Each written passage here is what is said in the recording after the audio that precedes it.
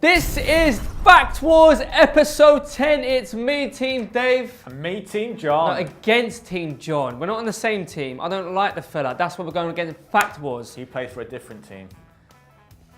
It's the same format. At the end of this episode, I lost last one, so you'll see me do a very horrible challenge. Awful challenge, isn't it? It is an awful challenge. Awful. But it's the same format this week. Let us know who you thought had the better facts, and the loser will do a challenge that you guys decide. That's right, and this week we're going to be talking about Nazi super soldiers, Stalin, and whether you're living in the Truman Show. Fact number 10. Yes, mate. Joseph Stalin. Yeah. Terrible dictator. Yeah. Also a terrible dad. Stalin never liked his son Yakov. When Yakov shot himself during a failed suicide attempt, Stalin simply remarked, "That boy couldn't even shoot straight." In 1941, on orders of his father, Yakov signed up to fight in World War II. Yakov was captured, sent to a Nazi prisoner of war camp. Okay, yeah. Yeah. The Germans offered Stalin a chance to exchange Yakov for a high-ranking Nazi, but the tyrant, Joseph Stalin, he refused. He's not having any of it. Saying, and I quote, "I will not trade a marshal for a lieutenant." So Wow. he left his son in the prisoner of war camp. He never made it out of the camp. No. He finally committed suicide in 1943 by throwing himself against an electric fence surrounding the camp. I mean, he must have really hated his son. There you go. Number 9. My next fact is about Nazi super soldiers, basically. Taking something to turn you into a super soldier. Mixing cocaine, amphetamines, and painkillers into one heady mix and injecting it. And they called this wonder drug D9, okay? D9, Okay. you probably can't get it from your dealer. So the supplement was tested out on concentration camp inmates. And when they took it, they had a surge of energy, but it also gave them the power to walk 90 kilometers while carrying loads of 20 kilos. The drug had some absolutely awful side effects, including depression and hallucinations. So if anything, this was a wonder drug that would have helped the Allies. So there you go, Nazi super soldiers, nearly happened. Nearly happened. Cool, so fact number 8, I've got quite a quick fact for you, but it's a very interesting fact. Okay. February 2015, Brazilian Yes. football club Sport Club de Recife. I'm not fluent in Portuguese, but hopefully I've spelled that right. Smashed it. They were having hooligan problems. You Okay. know, there's been hooligan problems in Europe for a long time, but in Brazil it's getting quite Quite bad. heated. Yeah. So to come up with no solution, essentially what they wanted to do, they paid football fans' mums to come to the ground, be the stewards. Go on. The club claimed, it's quite smart, the club claimed that no one wants to fight in front of the mother. Well, I'd agree with that. So the plan worked, with the match ending peacefully and no police intervention whatsoever. Maybe we should just get rid of all police forces and just have our mums on the Mums street. walking the streets, Mums patrolling. Mum police. mum patrol. There you go. Your mum patrol. What? What?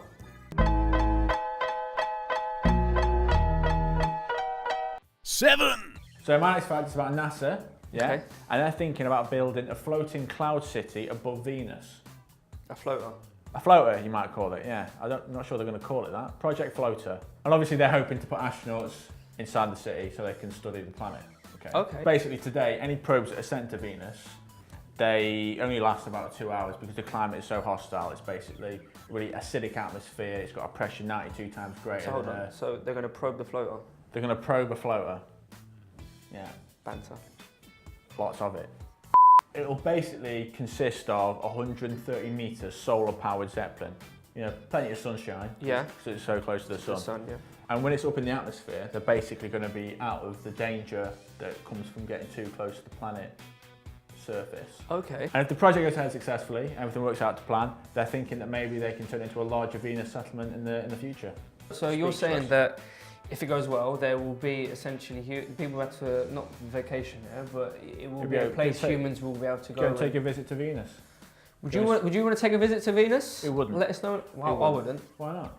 Aliens. You're very worried about aliens. I am very worried about aliens. Okay, fact number 6. A bear joined the Polish army Unusual. As a mascot? as a fighter. There you go. In 1942, a bear cub was sold to the Polish army after its mother was thought to have been shot. He was raised as part of the troop. They fed him milk from the bottle. Travelling with the company for several years, his comrades insisted that he should be considered an official soldier. Yeah, he was given a pay book, though didn't actually receive any actual money. But he was given double food rations. I should hope so. In his spare time, the 440-pound bear, or 200 kilogram, Good knowledge. The bear would play fight and box his colleagues in exchange for cigarettes. So the bear was there kicking back and having a few cigarettes. Whoa. Say that again. Yeah, he used to box for cigarettes. He used to box humans. Box humans for cigarettes. That is mental. How did they not get decked? They'd be like, Well, it's boxing. A boxer will always beat a fighter, John. "Yeah, it's a bear. Boxer. He's a 440-pound bear. He's like twice the size of anyone else. He must have had an undefeated record." At the end of the war, Wojciech, the bear cub, was sent to live in Edinburgh Zoo. His human companions visited him throughout his life until he died in 1963 as an undefeated boxing heavyweight champion. I don't know. Unconfirmed, Yeah, I don't know but about that. he definitely served in World War II. Take that, Hitler. Number 5. Cool. It's about a dwarf giant. A what? It's not a star. That's what you're thinking, like a red dwarf. No. It's about a man who was born a dwarf and died a giant. His name was Adam Rayner, and he's the only person in recorded history to have ever been born a dwarf and died a giant. So he was born in 1899, and at the age of 22, he was just 4 foot 8 inches. Over the course of 10 years, he grew to 7 foot 1 inch. This is because Adam suffered from a rare condition, a syndrome known as acromegaly. He underwent numerous operations as he continued to grow, and the tumour that was causing all this began to put overwhelming pressure on his spine. He eventually died at the age of 51, and he was 7 foot 8 by that point, a height which officially classified him as a giant. So he was born a dwarf, died a giant. That's right. Very cool, John. So fact number 4. Yes. Twincest. 2008, Britain. A pair of twins separated at birth accidentally married each other. Wow, That's my headline. Astronomical. Yeah. So, meeting for the first time as adults, the couple soon fell in love with each other and married. However, John, once their true relationship had been discovered, they were obviously forced to annul what had been a very happy marriage. A very happy but very illegal marriage. Yeah. Thoughts? Thoughts? I think they probably should have used that Icelandic app we had on the show a few weeks ago. If only Britain had that. It told people if they were related to people they were dating. There you go. This wasn't the only time siblings had unknowingly become a little too close. In fact, there's a medical term for this. It is called genetic sexual attraction. So basically that describes when blood relatives who meet late in life act on feelings of sexual attraction. So there's nothing they can do about it, but it's obviously... Well, they wouldn't know any better. Yeah. It's a bit dark, isn't it? It is a bit dark. A little bit Game of Thronesy, isn't it, really? Spoilers.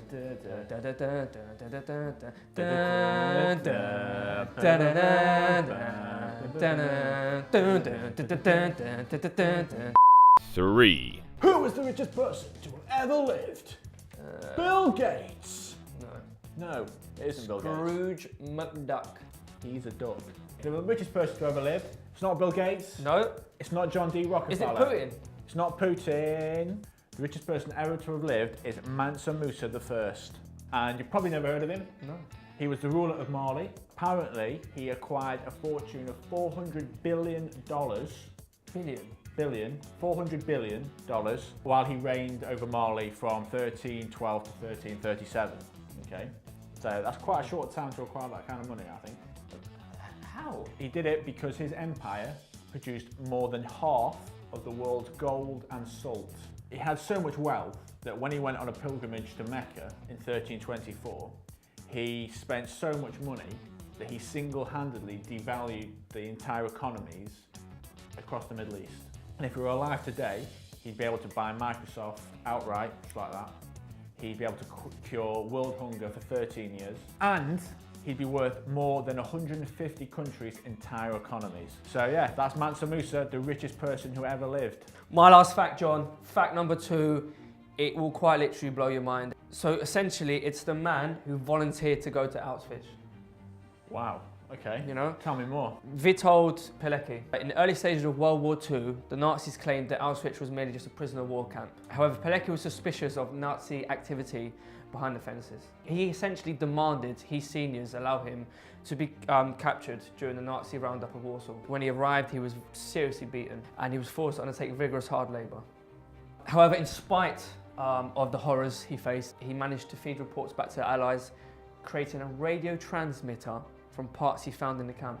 Wow. And it's thanks to him that the outside world first came to know of the true horrors of the gas chambers. After 2.5 years, Pilecki knew that any longer in the camp would prove fatal, So he hatched a plan to escape and overpowered a guard with 2 comrades. So you overpowered the guy, yeah, actually got out of Auschwitz, yeah, he escaped. He did. He went back to Wow. Poland. He eventually went on to join the Free Polish Party. Yeah. Kind of forces. However, he was executed in 1948 by the communists. He's now remembered as a hero by rabbis and Rightly the so. Polish nation. Rightly so.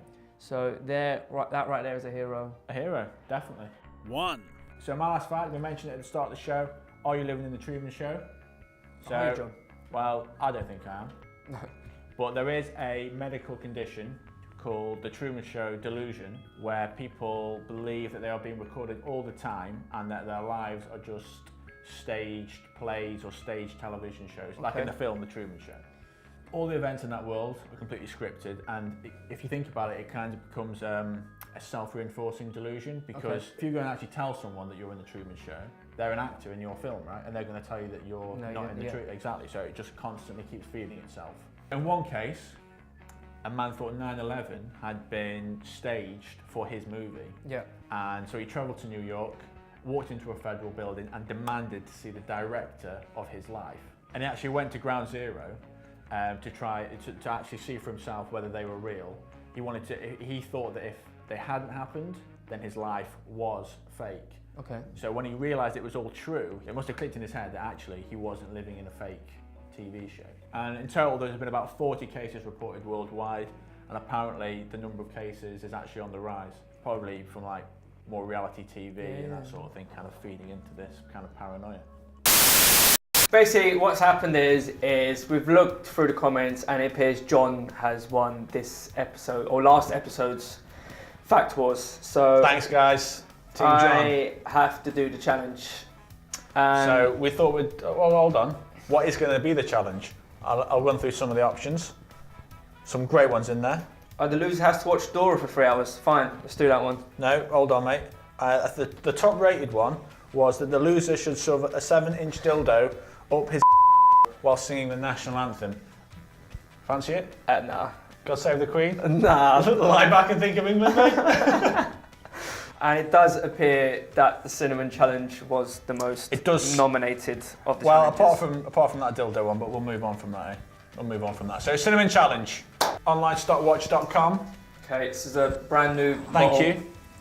Brand new bottle. We've just been down to the shop to get it. Hold on. Can you see that? Yes. Can see it.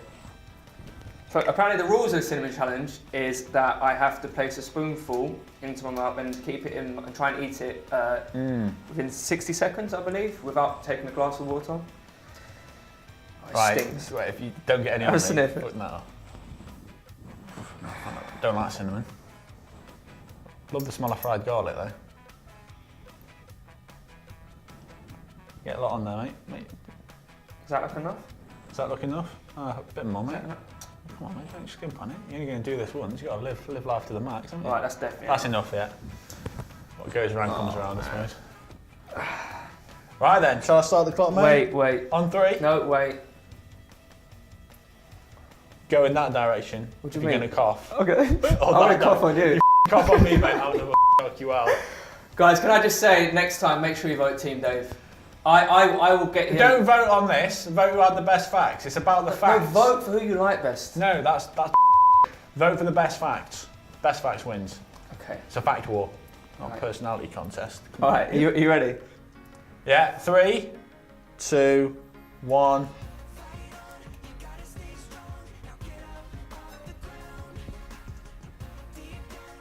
Doing well so far.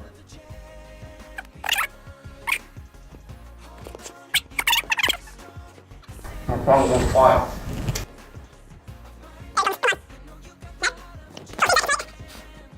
This isn't what I was expecting. This isn't what I was expecting at all. Easy, bro. Easy. What? How have you done that? Easy. How's he done that? There you go.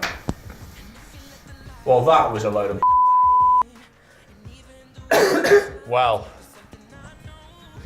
Well done, mate. Congratulations. Handled it well. So next time, make sure you vote Team Dave and we'll get John singing the national anthem with a dildo. No, vote Team Dave because that was So who had the best facts? Vote in the comments, and we'll see you next time, guys. Thanks for watching. Cool, hold on. If you want to see an extended version of this, check. There will be extended version of this on our Facebook page. So go over and check it out. There'll be a link in the description and a link here right now. So go over and check that. So go over and check that out. As always, guys, thank you so much for watching, and we'll see you next time. Thanks, guys. Peace. See you in a bit.